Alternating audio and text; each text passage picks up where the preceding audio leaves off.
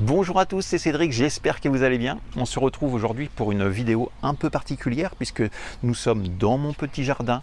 Et bien sûr, aujourd'hui, on ne va pas parler de mon petit jardinet, nous allons parler de voix. Donc le sujet d'aujourd'hui, c'est comment construire une bonne pression pour projeter votre voix, pour avoir un son plus fort, pour ne pas manquer d'air. C'est quelque chose un petit peu insolite, que vous n'avez peut-être pas encore entendu parler sur des chaînes de technique vocale. Et ben moi j'ai décidé d'en parler ici en extérieur. Alors je vais me dépêcher parce que je ne sais pas si vous voyez le gros nuage noir qu'il y a juste au-dessus de moi. C'est possible que ça craque, c'est possible qu'il commence à pleuvoir, donc je vais essayer de faire vite pour que vous puissiez bien comprendre les choses. Bon, alors si vous êtes un chanteur, à la recherche de volume vocal, que vous souhaitez que votre voix puisse se projeter au plus loin, il va bien falloir que vous compreniez quelque chose. C'est pas parce que vous allez super bien respirer que vous serez un super chanteur qui sera capable de faire du volume et de la projection. D'accord ?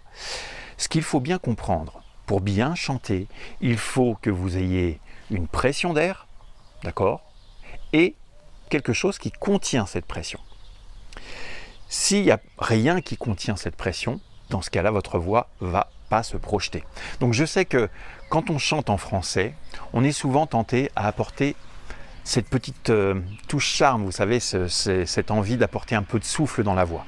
Eh bien ça peut nous poser des problèmes déjà sur la stabilité de notre voix, sur le fait que notre voix peut se fatiguer plus rapidement et en plus de ça, difficulté pour atteindre les notes et difficulté aussi de projeter notre voix. D'accord ? Donc finalement tout ça, à travers cet atout charme, ça peut nous poser différents problèmes en tant que chanteur. Donc il faut absolument pouvoir régler ce problème, qui n'en est pas un pour un effet stylistique, c'est-à-dire qu'on apporte ces petits effets-là, mais que de temps en temps dans notre voix. Vous ne pouvez pas générer de la pression si il n'y a pas une résistance. D'accord ?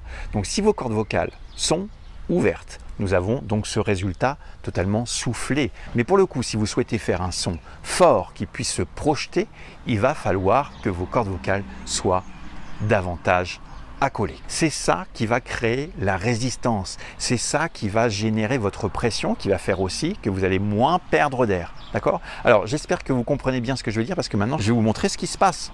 D'accord ? Donc, je prends ce petit tuyau d'arrosage, d'accord, et quand nous générons une pression qui correspondrait à l'arrivée de l'eau, eh bien, nous avons une certaine distance, d'accord.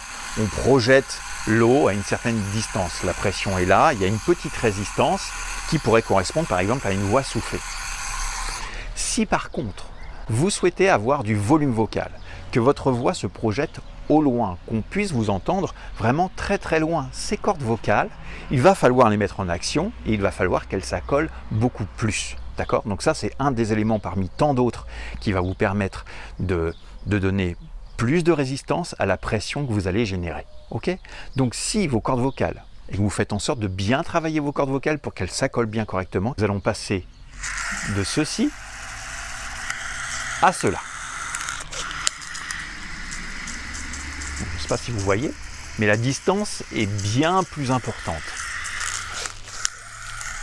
Là, nous avons une pression. Là, vous avez une pression et une résistance plutôt légère. Et là, une grosse résistance. Une grosse résistance qui fait que votre voix va se projeter davantage et aller bien plus loin. D'accord ? Donc voilà, j'espère que vous comprenez bien là où je veux en venir. C'est pour ça que je me suis mis en extérieur parce que je ne pouvais pas faire ça à l'intérieur de chez moi. Donc voilà, j'ai pris ce petit exemple. Pensez à ça si vous souhaitez avoir une voix qui se projette, une voix qui ait du volume, laissez de côté cette petite soufflerie que vous mettez très très très souvent, je le sais, dans votre voix pour apporter cet atout charme qui est intéressant d'apporter simplement à des moments propices d'une chanson. Voilà, j'espère que cette vidéo vous a plu. Si elle vous a plu, je vous invite à la liker, à la partager et on se retrouve très prochainement pour d'autres vidéos. Et moi, je vous dis au revoir. Et puis, mon petit chat qui est juste derrière aussi, il vous dit au revoir. À bientôt. Bye bye. Faites en sorte de bien travailler vos cordes vocales pour qu'elles s'accolent bien correctement. Qu'est-ce qui va se passer ? Nous aurons